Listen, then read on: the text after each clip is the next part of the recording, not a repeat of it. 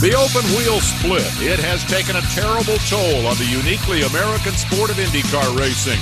Now the Civil War is over. Tonight, the key players come to wind tunnel. Tony George, president of the Indy Racing League and promoter of the Indy 500. And Kevin Kalkhoven, the car owner who helped rescue the Champcar World Series from bankruptcy.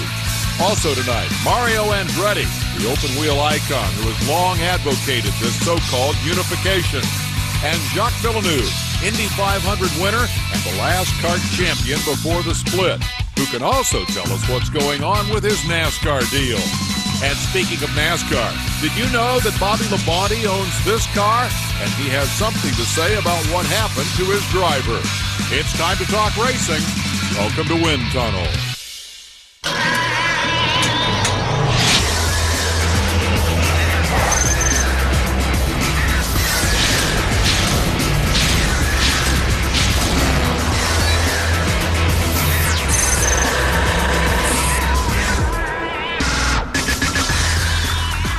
Hi there, I'm Dave Despain. He's Robin Miller. Together we will tackle this week's top racing story, unification in the American open wheel world. Welcome back. Give me your 10-second reaction to the news that the Indy Racing League and the Champcar World Series will now become a single series this year. It's about damn time. You got 7 seconds left, but we'll use it later. Call or email if you have questions for Robin or for Tony George or for Kevin Kalkhoven. They're the key players in the deal. They will join us shortly. The phone number is 866-W-TUNNEL. The emails go to windtunnel@speedtv.com. Let us tackle tonight's hot topics. All right, we know the headline off the story. The split has ended. So many open-wheel questions remain. What's the 08 schedule? Which Champcar teams will join the IRL? Will Long Beach and Motegi really run on the same weekend? And what does the long-term future hold? We'll go looking for our answers over the next 60 minutes. Say what? NASCAR fans really do care about car brands? Tunnelheads take issue with DW after his appearance here last week. And the inevitability of a Chad Reed Supercross Championship taking another hit last night in Atlanta. The point leader fell while leading, and Davey Millsaps inherited his first ever Supercross victory. Call or email about any of the above. Meantime, let's start with some reaction to open wheel unification. You first. I did a story in the Racer magazine that comes out in April, and I talked to my buddy Paul Newman, who once was quoted as saying, "I will go back to the Indianapolis 500 over my dead body." This week he says when he found out that there was going to be unification, he felt like he died and gone to heaven, which I think the mood swing there represents all of us. We agree. Thank you. We have more of that mood swing a little later. In fact, though, there is a lot of celebration going on in the open wheel world. More examples. Well, I think there's no question it's going to be positive. But now the hard work begins. It's for both sides of the fence, and now we're all together as one. And I think for sure that this is going to be very positive for open wheel.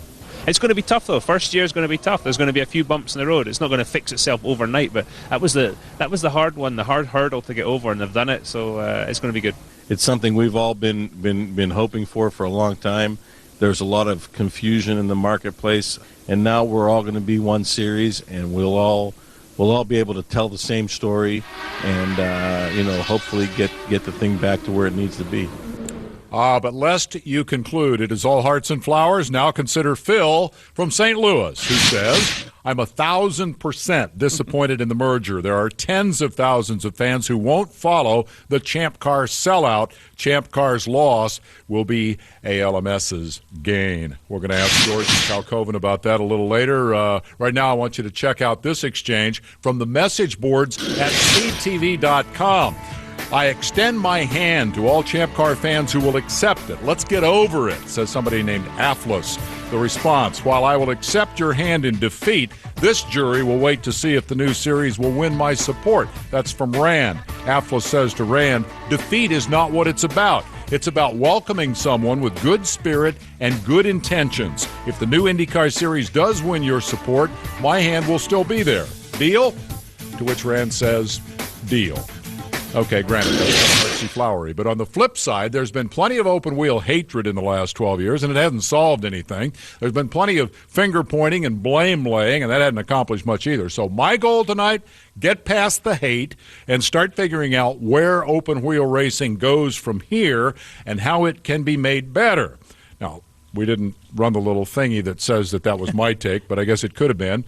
You, on the other hand, are our co-host tonight. You have free reign. I'm not gonna censor what you have to say. If you feel differently, knock yourself out. Well, as the commander of hate in open wheel racing, I hate the fact that the Indy 500 was screwed up 12 years ago. I hate the fact that Alex Zanardi and Greg Moore didn't get to run the Indy 500. I hate the fact that NASCAR's lapped it several times, but I love the fact that it's back together. And I don't care about the last 12 years because we've done all that muckraking and beating people up, and let's go forward and try and have some good racing because we finally got everybody together. We can identify this, and I think there's a lot of reasons to be positive. Fair enough. Conciliatory or hateful or somewhere in between, however you feel, we want to hear from you. And thus we have made our Racer Magazine question of the week real simple.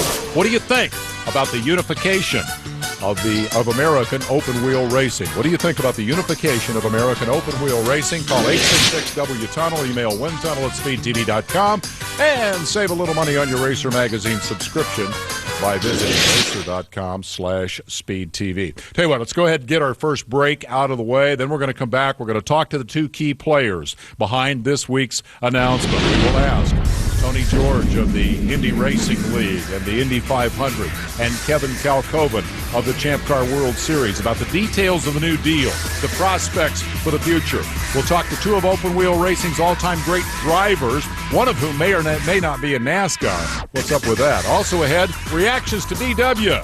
If you just follow this sport because of some car, then in my mind you're following it for the wrong reason. This is a people sport. Those cars are just what they happen to ride around in. Suffice to say, some of you disagree. And Earl Pearson Jr. bruised but not broken in a wild ride, which led to a late model safety summit at Bobby Labonte's place. We'll talk to Bobby about that. Stay tuned.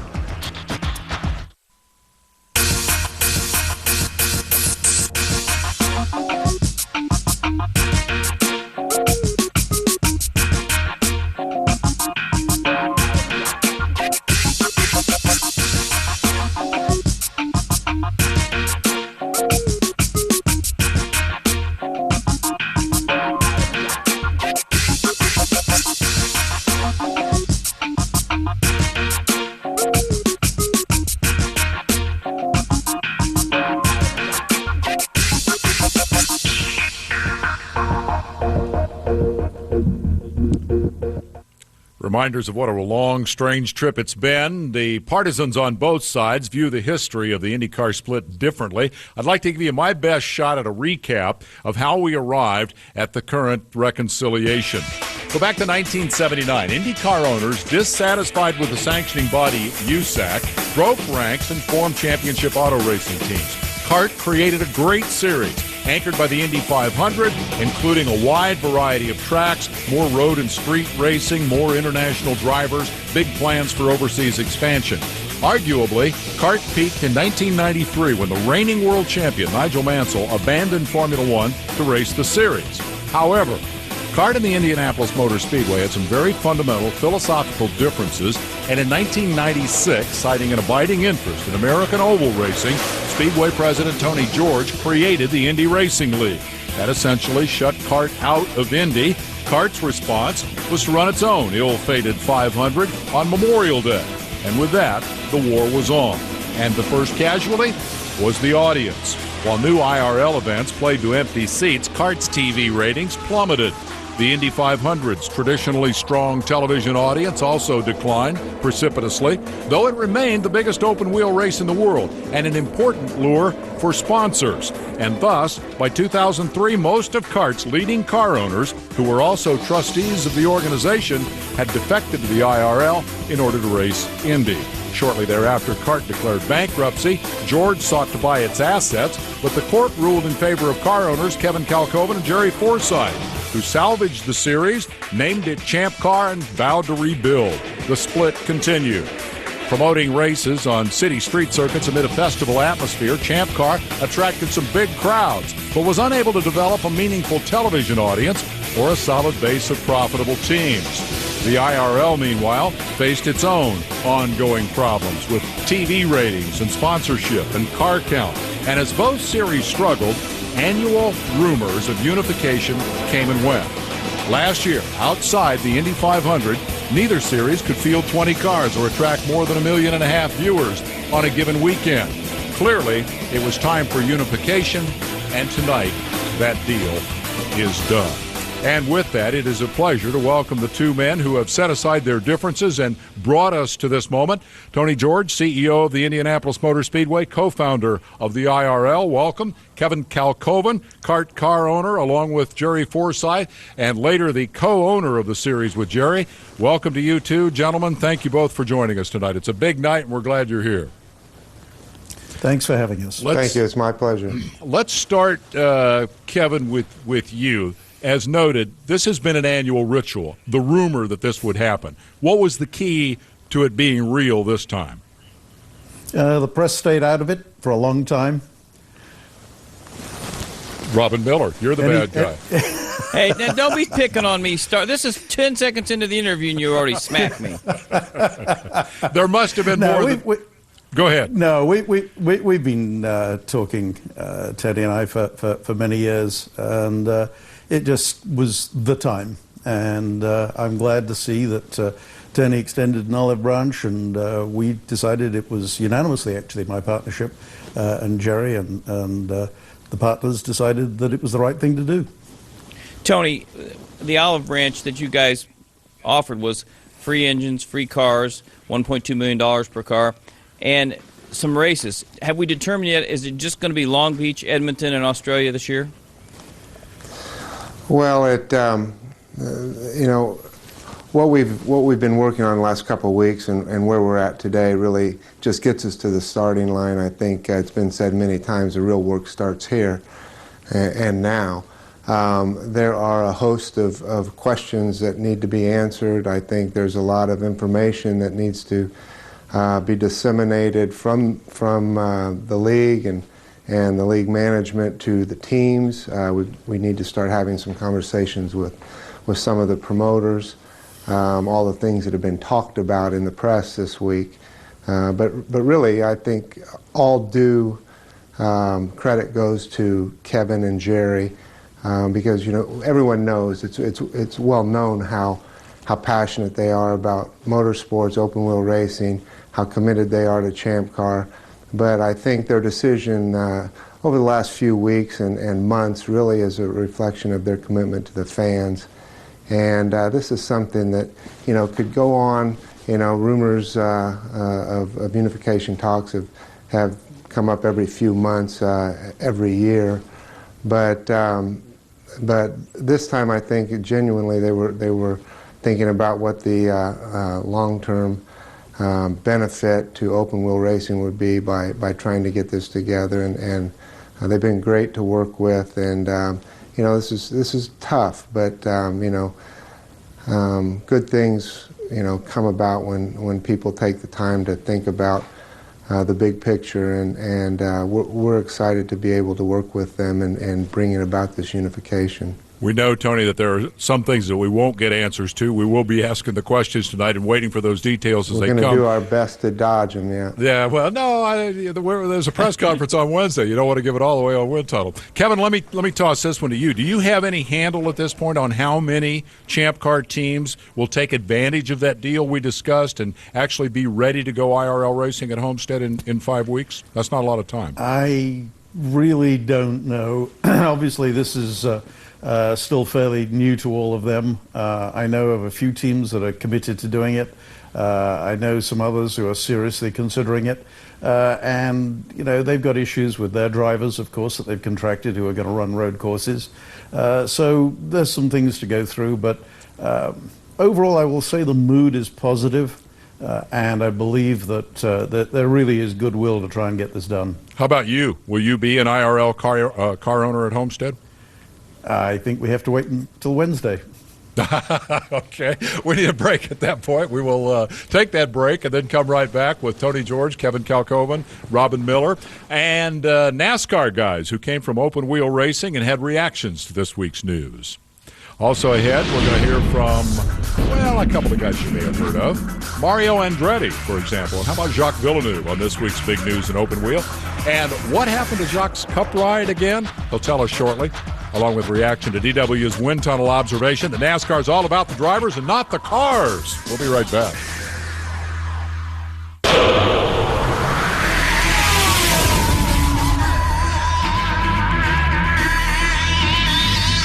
It's important to have the best of the best there. And for the longest time, they've been split up. And I think that the fans, and the media and everybody has recognized that. And so this is definitely a step in the right direction. And I'm still proud to be in NASCAR. I think this is the place to be, but I'm happy for them. I hope it becomes, the second largest racing series in America. A pair of Gordons, both open-wheelers now in NASCAR, and there are more like them, with Robin Miller alongside our guests tonight, Tony George and Kevin Kalkhoven, now working together toward open-wheel growth in the future. Gentlemen, Robbie Gordon would like to see your series ranked second only to Sprint Cup. That would put it ahead of the Nationwide Series. I would think that would be a big win. Kevin, how big can it get? What's a realistic short- and long-term assessment of the future growth potential here? Well, I think the first thing is that anyone expecting Unification to be some magic bullet has probably got it wrong. There's a lot of hard work ahead of us, as Tony has alluded to. And I think one of the big things that will happen is the advent of the new car in 2010, which will put all the teams on the level playing field. I think it'll increase the level of competition. And I think that, together with a new schedule, will go a long way towards developing the series both nationally and internationally. Robin, you need to read this next email. This has got you. Obviously, this guy watched the show last week. Dear Kevin Kalkhoven, how could you do this? You had a chance to send Miller to NASCAR. Jim of Illinois. P.S. Turbos, please. Tony, have you guys worked out a plan for 2010 yet? Could there be a chance for turbocharged engines and maybe Cosworth to play in this? Would you like two engine manufacturers? Would you like Panos and Dallara? Have you guys talked about that yet? Well, I think, obviously we're going to be using our equipment. We have a schedule pretty much set for 2008. We're going to try and bring on board some really good events. Hopefully we'll be able to work those out. I think it becomes a cleaner sheet of paper. We really have the opportunity to try and bring the best of both series, start bringing it together with an eye towards, 2010, 2011, which will be the centennial of the Indianapolis 500, the first running. So we've got a lot of good things going on, and I think that all the teams employ talented people, drivers, engineers, mechanics. A lot of them have worked in Champcar, a lot of them worked in IRL. They float around. Most of them are in Indianapolis. I think the teams will get up to speed pretty quickly. They're going to get a lot of help, and I can guarantee you all the teams in our paddock are excited about this, and we'll get them up to speed as quick as we can. But I do think the real opportunity becomes in the next couple of years. I think we're going to be looking at new technologies. Turbochargers may or may not be a part of it, but very well could. And I think we'll look at alternative fuels and just really have an opportunity to start shaping what we want IndyCar open wheel racing to be for the future. Let me read an email from a tunnelhead in New Jersey who will be unhappy with what he's heard so far. His name is Greeler Nye, and he says, this week's events are the first step in righting what's wrong with open-wheel racing. Step 2 is to put DuQuoin, Springfield, and the Indy Mile back on the schedule. I assume no dirt races, guys, but there is a serious issue here, I think. What is IndyCar racing? The open-wheel audience, it seems to me, ranges from old geezers like him who want to turn back the clock 50 years to full-on road race enthusiasts who want to see this thing be like Formula One. Going forward, what do you guys think IndyCar racing should be? What's the right mix of ovals, road courses, street courses, airports, and so forth? Kevin, you go first. Well, it's going to be largely dependent on Tony, though obviously we've got some strong opinions and I'll be voicing them to him. But I think an equal balance of super speedways and road is the right way to go. I think that the street courses have proven to be very attractive with local audiences. And I think that we need to try and regain that balance that we had back in the 90s. Tony, your take on that, quickly, if you could. I agree. I think it's going to look a lot like a 20-race schedule with a pretty even split between the three different disciplines. So that would be reminiscent. Miller's over here smiling. That sounds reminiscent maybe of what the CART series looked like back in its heyday. Yeah, we need a commercial break, and I'll head to that commercial break with another bit of sound from a guy who is now also a NASCAR driver, but he is a guy who, en route to NASCAR, won 3 championships in the IRL and the Indy 500. Give a listen to Sam Hornish. I'd like to say that I wish the split never happened, but if it would have never happened, I wouldn't have got the opportunity to go run over there. People weren't looking for American drivers; they were looking for whoever could bring the money.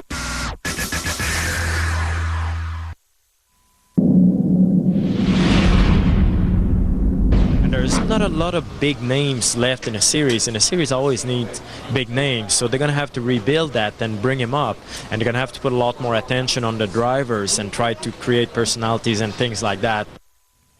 A little unsolicited advice for Tony George and Kevin Kalkhoven from one of Kevin's former stars. Robin, you've got a question for Tony. Tony, we've seen in my lifetime, I'm 58 years old, we've had USAC, we've had CART, we've had the IRL, we had Champcar, we've had car owners, we've had different CEOs.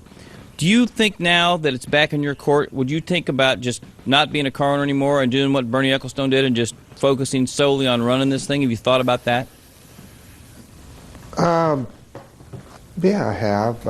Don't know what I'm going to do yet, though. My wife's a car owner, so she may end up. We're really building the team for Ed at some point when he quits driving, that he could take it over. I'm having fun doing it. I think I'm. Helping the series by doing it in a number of ways, but I don't see any conflicts. We've got good management in place. I certainly, am involved at a high level and would like to continue to do that. I don't see myself getting back involved in the day-to-day, but we've just got really good people on board now, and there'd be no reason to muck that up. Let's go to the phones. I've got Jim on the line from Indianapolis. Jim, your question quickly, please. Yes, both series have very successful support series. Has there been any discussions as to what's going to happen with the CART Atlantic series? Kevin, that sounds like yours. Yeah, that's going to continue. And when we were talking about developing drivers, of course, Atlantics has got a long history of developing the drivers, and 5 of the top 10 drivers last year were young Americans. So it is the basis, I think, of where we can look for the future. How important is that going forward, Tony, to have American drivers who appeal to American fans in your measure? Where would you put that on your list of priorities? Well, I don't want to do what DW did last week, but it's important. I mean, it's clearly it's important. Like Sam said, if it weren't for the IRL, he may not have gotten a chance. He was in the Atlantic Series just prior, and he may or may not have gotten a chance. My guess is he wouldn't have had he not come to the IRL, but we hope that there'll be some more interest. But it is going to be an international series. The Indianapolis 500 has always been an international event, and this is going to have it as its cornerstone. This series will have it as its cornerstone. So certainly international drivers and manufacturer participation, all that stuff is a good thing, and I'm sure you'll see a nice balance, I hope. Let me put this to whichever one of you can best answer it, and it's where we're going to have to leave it. The upcoming Long Beach Grand Prix, we hear about the conflict with the IRL race in Japan. Is there any possibility that can be worked out in such a way that all the drivers can come to Long Beach, or are we past the point of that being a possibility? Well, the whole thing with this thing coming together now is it's very late, and it's not going to be utopia.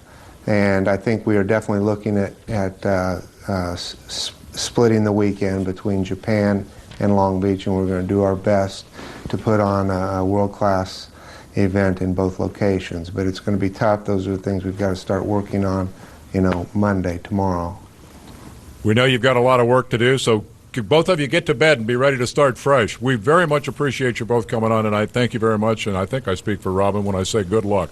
I know we speak for a lot of open wheel fans who really want to see this work. Thank you, guys. Thank you. By the way, do I have 1 second? Sure. Yeah, I want you to. I know you got Mario coming on shortly. I want you to know that Mario worked endlessly and tirelessly to get this done, even to the point of being on a rather competitive hike between Tony and myself in Colorado, where he lost part of his toenail and ended up bitching at me for a long time. You guys owe him a Purple Heart. Gentlemen, thank you very much. Combat pay.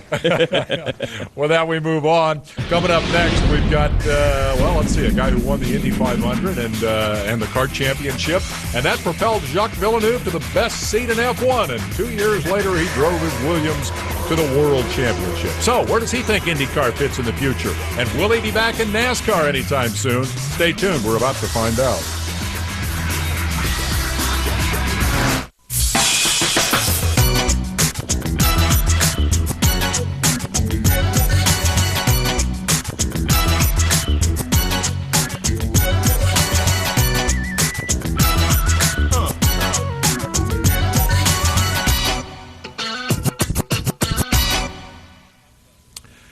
In a much-discussed open-wheel invasion of NASCAR, Jacques Villeneuve is the most accomplished interloper, having won the Indy 500, the CART Championship, and the Formula One World Championship. And so it's a pleasure to welcome him back to Wind Tunnel. From the Newtown restaurant in Montreal, where I'm assured the food is spectacular. Jacques, welcome back to Wind Tunnel. Nice to see you again.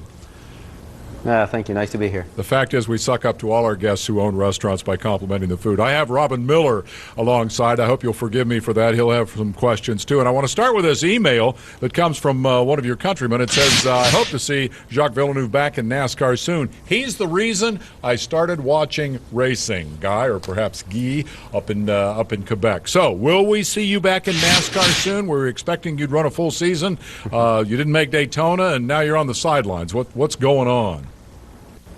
Well, we're just trying to raise the cash to get racing. It was a little bit last minute by the time we got to Daytona. I got on my own about a month ago and figured out that everything wasn't as advanced as I had been told, and so just picked up the pieces and tried to get going again. And the plan was to be in Daytona. That's why I'd been racing in Talladega last year.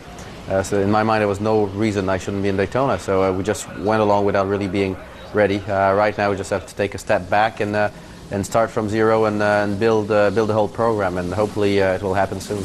Hey Jacques, this is Robin Miller. Paul Tracy's not been able to get a sponsor for the last several years in Canada. Players was a big part of your career and his. And it would seem like you being one of the favorite sons in Canada that somebody would step up, especially since there's a race in Montreal now. Any luck at all, or any takers maybe for Canadian sponsorship? Well, we've been working on the market very hard right now, but it's not in the habits. It's fine to show numbers and what's the return on investment, but there isn't the habit of that kind of sponsorship yet up here, so we have to do all the education, and that takes a little time. You mentioned that your life changed a little bit a month ago. I assume you were referring to Kevin Pollak, his departure as your management, and your former car owner Barry Green coming on board. Part of the rumor mill, I don't know if this is accurate or not, we'll ask you, was that Pollak was in fact going to buy a team and that you would be part of all that. What happened to that whole situation?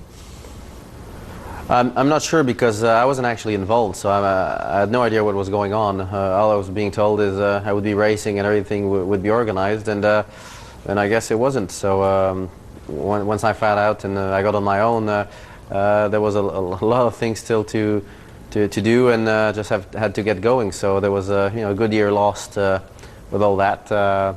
But at least I got some experience doing a few races last year and learning about NASCAR, learning about the people, the other drivers, making friends and so on. So that was also very important. Is the stuff I'm reading lately about the possibility of a return to NASCAR racing when they come to Canada, is that for real, or is that just the rumor mill and the internet at work? Well, that's what we with Barry Green. That's what we're working on. Is you need to have a kind of a date where you say that's the crunch point, that's where you have to get going, and that's the approach mostly with Canadian sponsors. There being a Canadian race, that seems like a logical spot to get seriously going and finish the season, but hopefully we can get going before that. Just depends how long it takes to educate the sponsors up here. Jacques, Unification, the big story in the United States this week. You won what many of us thought was the last real Indy 500 in 1995. Just looking at this, where do you think IndyCar racing fits into the big spectrum of racing right now? What is it? What should it be, and where should it go? Well, I was very sad when there was a split years ago. That was very damaging for open wheel racing in North America, because at that point in time, C.A.R.T or Champcar or whatever it was called was very popular. So damage has been done, but now the two series coming back together. Hopefully, that's the first step in the right direction, and all the sickness will be healed very quickly, and can get back to the good racing it used to be. In about 15 seconds, Jacques, we'll close with the obvious. You're not doing NASCAR races at the moment. I know you've got Le Mans to prepare for, not that is an insignificant thing, but have you entertained the idea of perhaps doing any more open-wheel racing, or are you done with that? Well, I've done a lot in open-wheel racing, winning the Champcar, the Indy 500, the F1, so it feels right to move to something new and challenging like NASCAR is. And right now, the split is over, but still, there's still a lot of mending to be done before it becomes what it used to be. For what it's worth, if you need any help with this, I think I could get you right at Long Beach. Listen, we appreciate it very much. Thank you for being here. Good luck with the sponsorship hunt. We hope to see you back soon. Thank you very much. That's Jacques Villeneuve. We're going to take a commercial break, come back and hear from NASCAR fans who are hot about old DW. Stay tuned. That's coming up. Tony George alluded to it. We'll get to it right after this.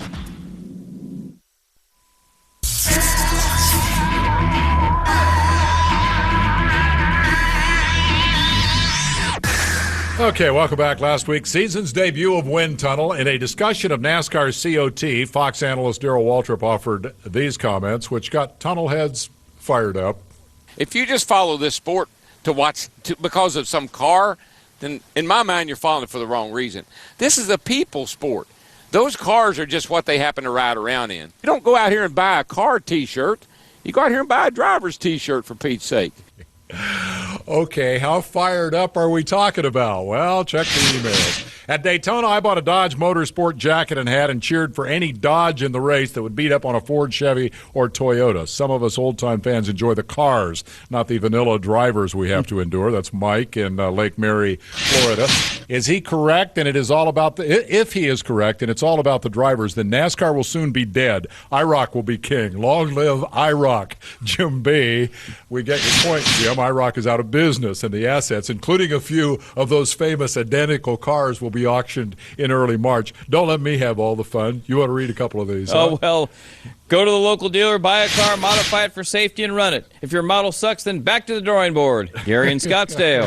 I think that's why they started NASCAR, wasn't it? That sounds familiar, yeah. What, you got another one there? Who does Darrell Waltrip think he is? Win on Sunday, sell on Monday. Has been around a lot longer than Mr. Waltrip. Terry McGahee, Cody, Wyoming. Bear in mind, Darrell's comments were in response to a question about the COT, which prompted this. Dave, COT is the last nail in the coffin of innovation. Carburetors in the 21st century? Darrell is wrong. I buy cars and trucks, but I don't own a single driver hat, shirt, etc.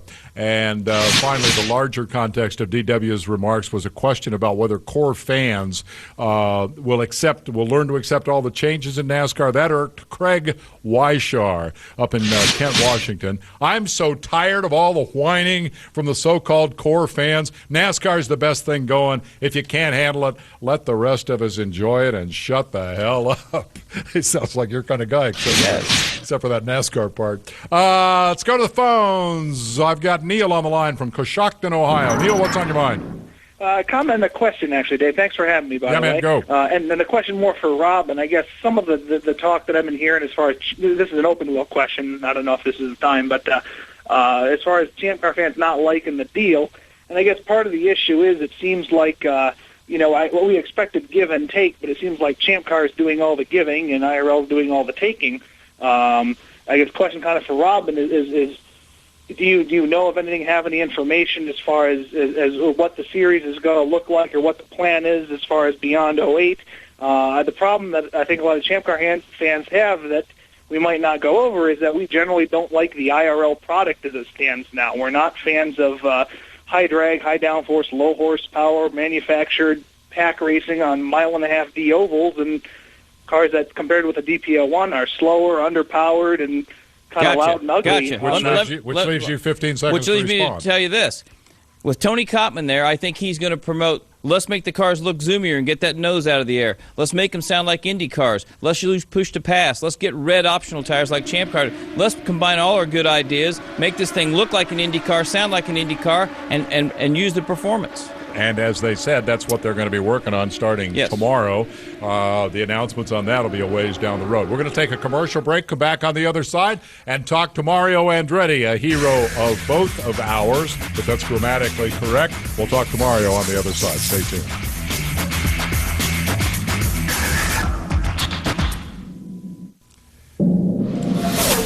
Welcome back. We think Mario Andretti is a sufficiently big deal that each year we present the Mario Andretti Trophy to the Speed Performer of the Year. Jimmy Johnson has two of those at 120 pounds each, and it is now our pleasure to welcome Mario back to Wind Tunnel. Mario, thanks for time and your perspective tonight. Welcome to the show. Thanks for having me again. Thank you. You've spent a lot of time in different capacities trying to make this happen. As we heard earlier, you've apparently shed a little blood for this deal, trying to get the two sides together. Now that it has happened, do you take any credit, and what's your reaction? Well, I'm just happy that it finally happened, because I was so tired of having to explain or having to talk about the negatives about open wheel racing with every interview that I would do, no matter what the subject would be. And now finally, we can talk positive. We can talk about the future and so many things. And look what the drivers have to look forward to. The young drivers that are looking at their own careers. Finally, again, there's a new dimension before them. So there's so many good things that are going to come out of this. Yes, I was listening to speculation as to how quickly and so on and so forth we will reach the level or close to the level that open wheel used to be. Well, obviously that's an open question, but one thing that we can do now at least is work toward achieving that and tirelessly to do that, and it'll be fun doing so. As you listen to Tony and Kevin and through your discussions with them leading up to this, what jumps out at you as particularly positive or particularly negative about what's going on? The things you've heard here tonight, for example. Anything jump out at you? Well, yes, indeed. The particularly positive thing is that each was complimenting the other. And that's, to me, that was music to my ears, because obviously it seemed like they both feeling comfortable with the agreement they reached. And again, I think the one thing that I always remained optimistic about is that at least whenever I had dialogue with each one of them separately, they both agreed that, yes, this needs to be done, but we don't know how. And Tony used to say, I'd love to do it. Yes, we need to do it. I just don't know how yet. So they finally found the how. And again, that's what we've been waiting for. And that's why I think anyone that has any care for open wheel racing, I think should feel very good about this. Hey, Racer, if you were in charge of this thing yourself, what would your top priority be? What do these guys need to do first? What is the priority they need to prioritize? They need to realize that it's going to be tough for all of them, in some different ways. I heard a fan talk about that it's all one way, that the Champcar side are the ones that are giving.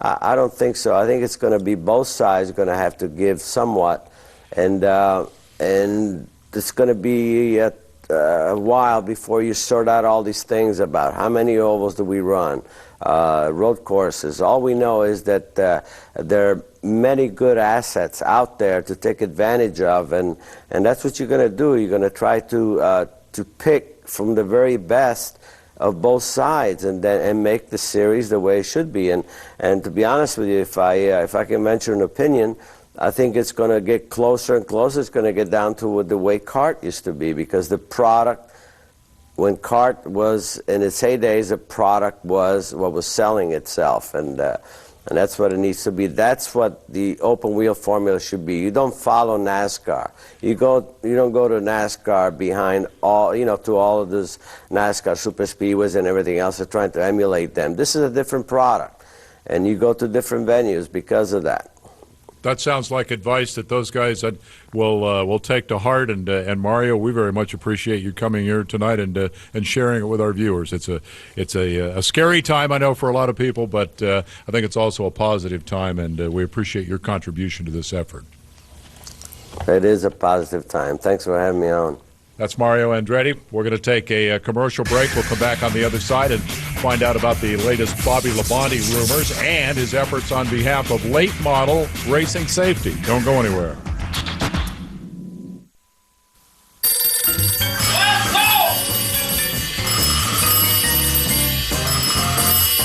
We head straight into tonight's last call, and guess who I have on the phone? It is Bobby Labonte, calling from Fontana, California. Hey, Bobby, thanks for taking time tonight. Before we, talk about the late model deal, you've been making headlines since that incident came up with the rumors that you're going to be driving for RCR next year. I got to ask you, anything you can tell us about that? Well, I appreciate everybody's concern, but no, not really. I don't have anything to say. We'll talk about something later, but nothing right now. All right. Well, let us then move on to the original reason why we wanted to get hold of you tonight, and that is to talk about the wild ride for Earl Pearson during the late model portion of the Daytona Speed Weeks and the aftermath of that. You had a meeting this week. What can you tell us about what went on there? Well, I think it was obviously real good.